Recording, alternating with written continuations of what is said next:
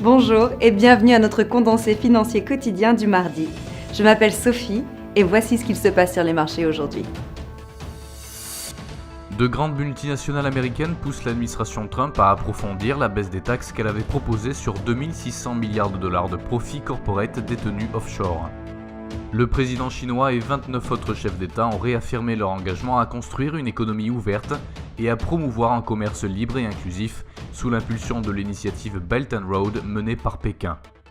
Le dollar US affaiblit lundi, perdant du terrain face aux monnaies marchandises, alors que le cours du pétrole a bondi grâce à la perspective d'un accord mené par l'OPEP pour continuer de limiter la production.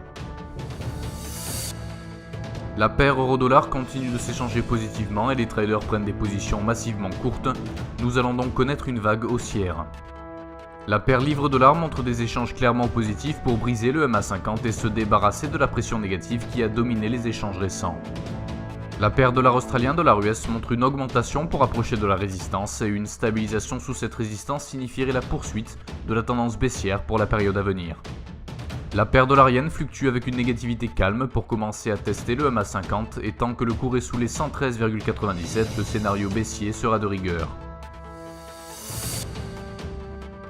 Les mises en chantier aux États-Unis seront publiées à 12h30 GMT, le produit intérieur brut dans l'eurozone à 9h GMT, l'indice de l'industrie tertiaire au Japon à 4h30 GMT, l'enquête ZEW en Allemagne sur la situation actuelle à 9h GMT, l'indice des prix à la consommation en Grande-Bretagne à 8h30 GMT et les permis de construire aux États-Unis à 12h30 GMT.